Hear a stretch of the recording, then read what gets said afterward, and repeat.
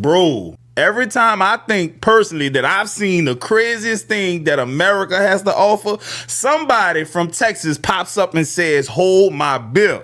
Okay, so today we're talking about two white men from North Texas who thought that they was going to take over a Haitian island by themselves in a whole sailboat. Now, I ain't gonna lie. They was doing this to fulfill some type of sick white supremacist fantasy. And look, before y'all even start, yes, this is real. Yes, they actually trained for this.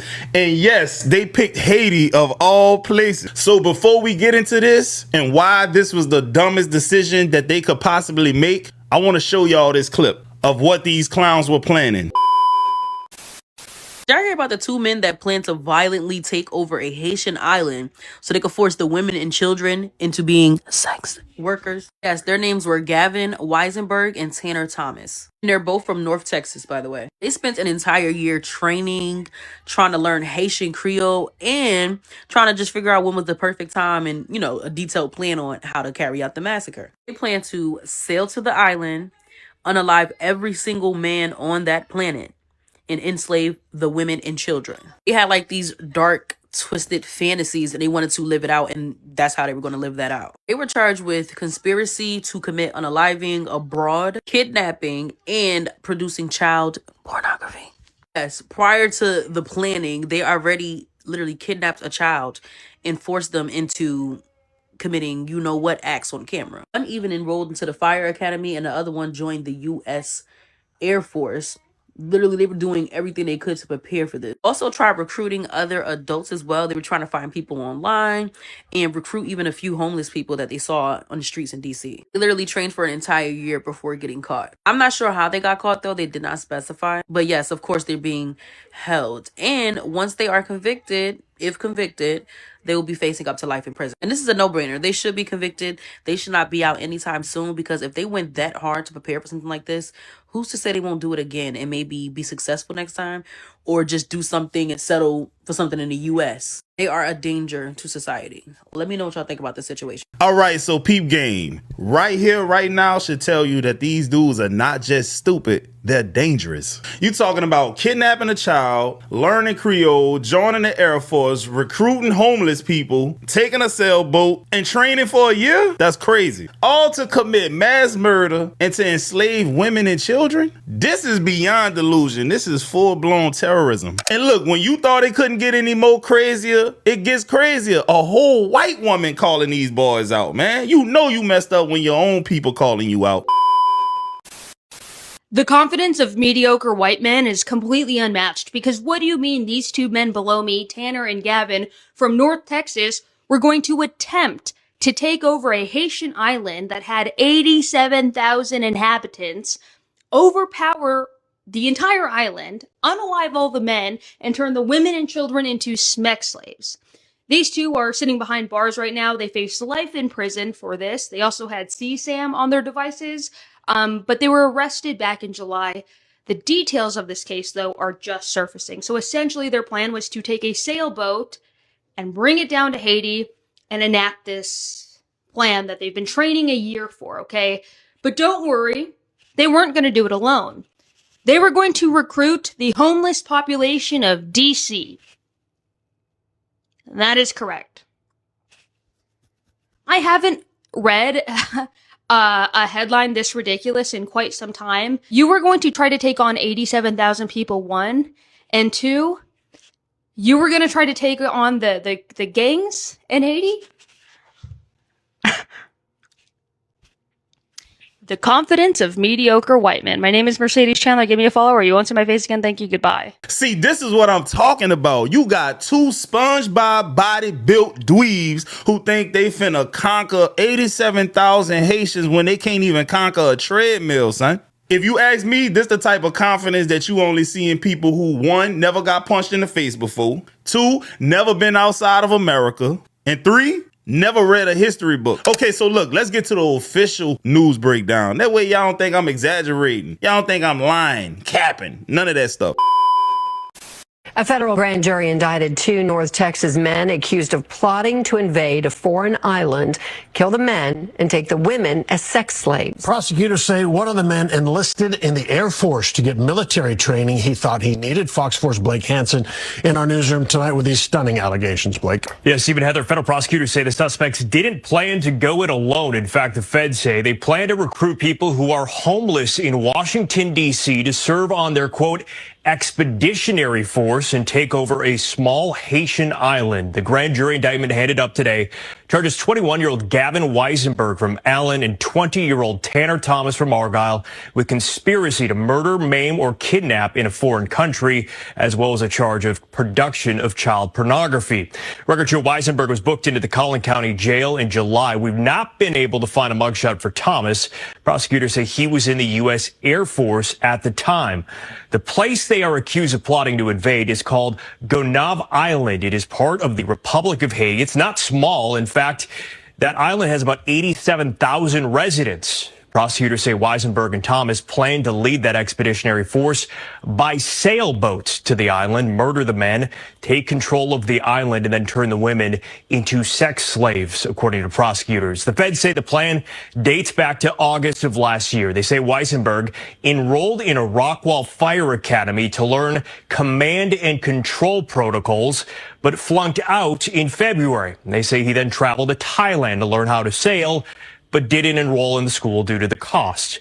The feds say Thomas, meanwhile, enlisted in the Air Force in January and in March, changed his station assignment from Germany to Maryland to better coordinate the invasion and recruit the homeless population in D.C. We reached out to attorneys listed for Weisenberg and did not hear back. We could not find attorneys listed for Thomas. Prosecutors say they face up to life in prison if convicted on the conspiracy to murder charge. Stephen, Heather. All right, Blake Hansen in the newsroom. Thank you. All right, my baby. So what did we learn? The feds was fully on this. This wasn't just some goofy group chat plan. They had dates, locations, logistics. They had training, all of this. And they picked Haiti. Haiti of all places. Don't y'all know that the Haitians got a reputation and a history for beating the dog breaks off of colonizers? Got your t-shirt, you done left fingerprints and all. You are so dumb. You are really dumb. For real. What you think they gonna do to y'all goofy ass? Before we get into the deep dive, let me give y'all the comedic version of this because the roast is fully deserved at this point. And to the 2 men who tried to enslave a small Haitian island, that Christopher Columbus shit don't work in 2025. Huh? And to the 2 men who tried to enslave a small Haitian country, that Christopher Columbus ass shit don't goddamn work in 2025. These 2 brothers who look like quarterbacks from 1982, Gavin Weisenberg and Tanner Thomas. They thought they could go off the coast of Haiti and take over Gonave Island. It's a little island off the coast. Now they thought they was gonna go here and enslave the homeless, women, and children, and they was just gonna be fine with it. This was a plan that was going on since August of last year. Now, why people waited so long to talk about this, I don't know. But apparently, one of them even took classes to see how you rule in situations like this, aka taking over little small countries that don't got nothing to do with people of your kind. Now, all of a sudden, it had hit the news, and ain't nobody going for none of that. They have been arrested. They got the plot and all of that. Now, they wasn't planning on doing this alone. Apparently, it was a group of people, but these 2 were the head honchos of the whole situations. Why y'all don't never go places that's other islands, the people that look like y'all? Why y'all try to enslave us? Now, this is the crazy thing. Of all of this, they was enslaving them not for just regular slave work like picking cotton and stuff. They said they wanted some hunt slaves. Wait a minute now. I knew y'all liked them round and brown. I'm just here to bring y'all the news. When it develop a little more, I'll tell y'all a little more. I'm just a messenger. Exactly. Every time something like this happens, it's always, let's go bother black and brown people. It's never, let's go invade Sweden. Neither is it, let's go invade Iceland. No, they looked at Haiti, a country that slaved buku white colonizers, and said, yeah, that's the perfect place. That don't make no sense. But what I always tell y'all, racist people are not that smart. Now, I ain't gonna lie, baby. This is where the story gets a little more darker and sinister. This reporter breaks down the timeline, and dog, I ain't gonna lie to y'all, man. The details are disturbing, to say the least. So what you telling me is this. Not only did these two cornballs plan this step by step, detail by detail, they tried to get military training, fly to Thailand, learn to sell, recruit homeless folks, because you know they ain't got nothing else to do, coordinate bases, and study Creole. You could have just learned how to cook Creole. That's not a joke plan. That is a serious plan to commit mass murder. Basically a damn genocide. Two men from North Texas are now indicted for a plot they were trying to cook up for about a year now to invade the Gonave Island, which is part of Haiti, kill all the men on the island, and then enslave the women and children. Y'all heard about that?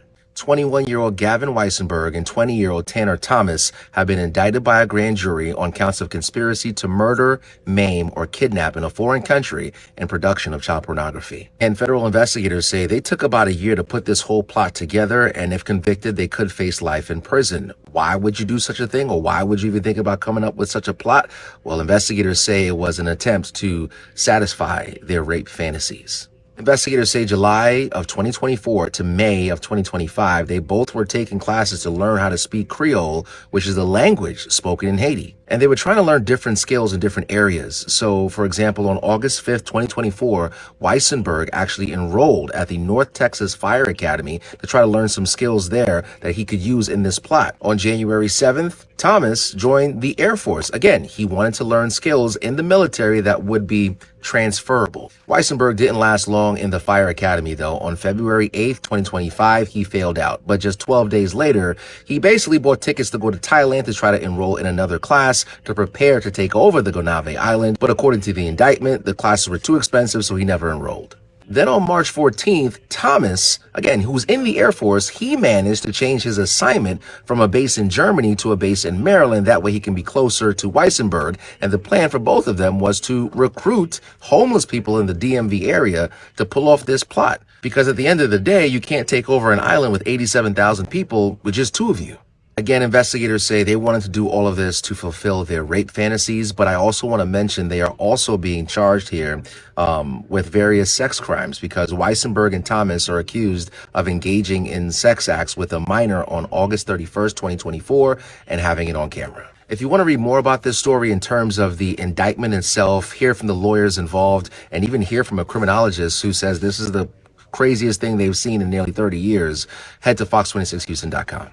Now, this is when criminologists, people that have seen literally everything, say that this case is unlike anything that they has ever witnessed. When a criminologist tell you that they have seen serial killers, terrorists, and cartel cases tell you that this is one of the most craziest things that they have ever witnessed, you know it's real. So you know this went far beyond internet talk. These two dweebs, losers, were fully preparing for a terrorist attack.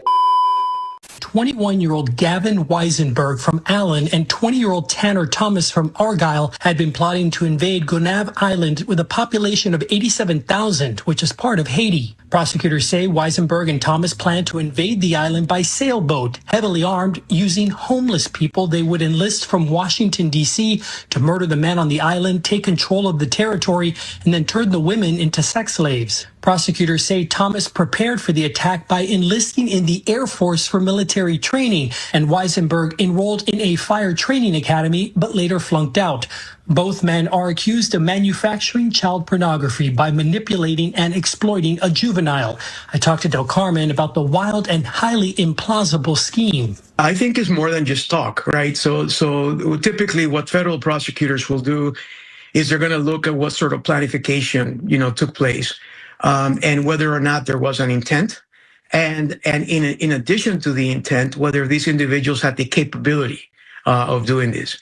And all of these elements of the crime are present in this particular case. But in a statement to Fox 4 News, the attorney for Gavin Weisenberg said, "I encourage everyone to hold their horses and stay tuned. An indictment is simply an allegation.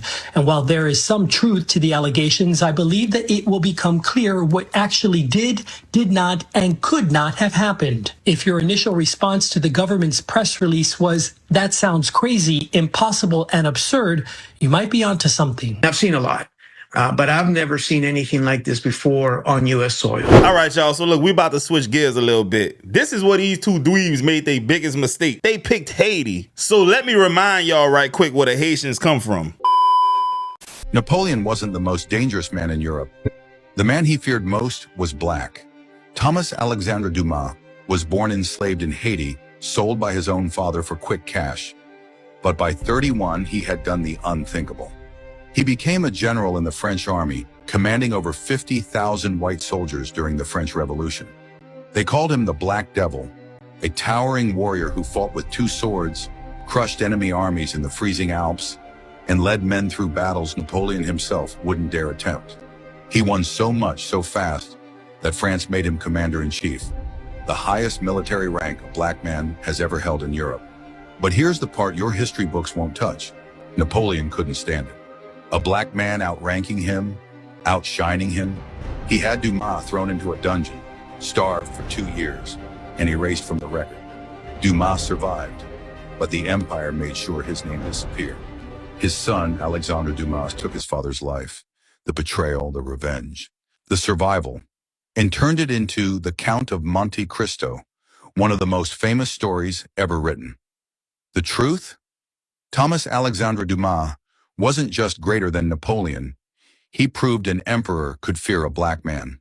And that's why they buried him. You telling me that's who they thought they was about to roll up on? A lineage that produced warriors that Napoleon himself was scared of. You talking about the original Black Avengers. But okay, sure. 2 losers from Texas with a sailboat and a bunch of hungry homeless folks was finna go and conquer that? Now, if you think that was impressive, let's talk about the Haitian Revolution. The only successful slave revolt recorded in history. I ain't gonna lie, I paid attention in history class on this part. I didn't give a shit about history, but this was fascinating to me.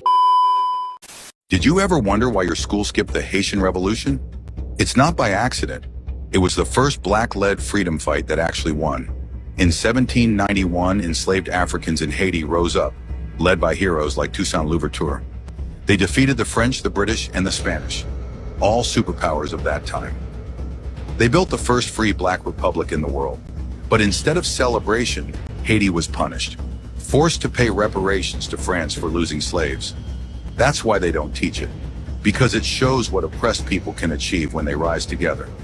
Now, to me, this seems like the reason why most schools don't teach Haitian history, because this proves that an oppressed people can conquer an empire. Proof that black people have always fought back, and proof that colonizers can get that ass washed. And look, to understand fully why Haiti struggles till this day, you need the full context. This next clip proves how the world punished Haiti simply for winning and abolishing their oppressors.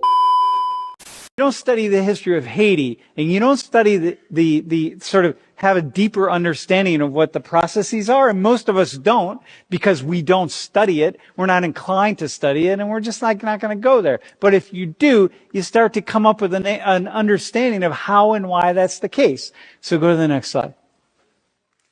So I'm going to give you a history of Haiti in 3 minutes. 1790, Haiti was the most profitable colony of all the European countries. There was not a single colony anywhere that was more profitable anywhere in the world. It was a French colony. Haiti provided 50% of all the revenues of France. In Haiti, 1/2 of the world's sugar, the most lucrative crop, 2/3 of the world's coffee, the second most lucrative cash crop in the world at the time, with 500,000 slaves. 500,000 slaves brought from Africa. The slaves on average lived 5 to 6 years, meaning they worked the slaves to death. It was so profitable in Haiti, slavery was, that you could go to Africa, spend a lot of money on a slave. In today's dollars, at that time, in today's dollars, a slave was about, in the United States, a slave was about $30,000 in today's dollars. So it was expensive. Poor people didn't own slaves. So these big landowners go to Africa, get slaves, work them to death, 4 to 5 years, and when they die, just go and get another one. Eventually, black Africans, the slaves, they started having an insurgency. They did exactly what the colonies were doing in the United States. In the United States, they were revolting against England to get their freedom, right? Think about this. The founding fathers of the Americas, they were revolting against England to get their freedom. In Haiti, the Africans who were being worked to death under horrific conditions, they were rising up against the French to get their freedom. And in 1804, they won. They were succeeded in overthrowing the French. And you gotta applaud, right? Because like, my God, you did exactly what these Europeans did in the Americas, the founding fathers here in the United States. They overthrew the oppressors to get their freedom. So this is a good thing, right? If you think backwards, it's like, this is amazing. This is what should happen. But the world didn't applaud. And of course the world didn't applaud, because if blacks in Haiti succeeded in getting rid of the French, then what does that mean about blacks in the Dominican Republic? And blacks in Cuba? And blacks in the United States? All the other slave ports and slave areas. Once they start rising up, so the whole world came together and they said, no, stop. They sealed off all of Haiti, and they said, you had all this profit with the French, but you don't have it now. So they said, listen, nobody's going to trade with you. Nobody's going to do anything with you. Basically, we're going to isolate you, and you have nothing.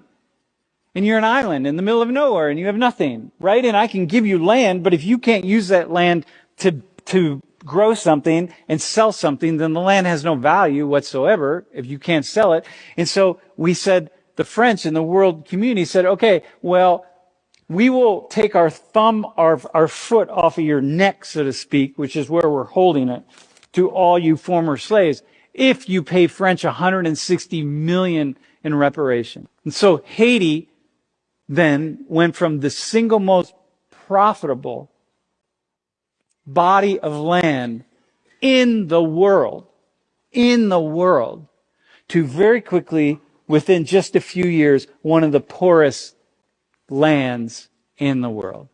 As the rest of the world just said, no, we can fight for our freedom, but you cannot fight for your freedom. This is why Haitians are the way they are. This is why they fight so hard. This is why Haiti refuses to bow down. And why picking Haiti, of all places, is the dumbest mistake that you could have possibly made. Now listen, my baby, these two dudes were not just misguided. This is pure evil. But the part that really blows my mind is that they picked Haiti, a country with a legacy of resistance, revolution, and strength. Now the real question is, if they weren't stopped, who knows what they would have done next? But one thing is for sure, Haiti was never going out like that. Not in 1804, not in 1920, and for damn sure not in no 2025. But let me know what y'all think in the comments, man. And if you like what I was putting down today, hit that sub button for your boy.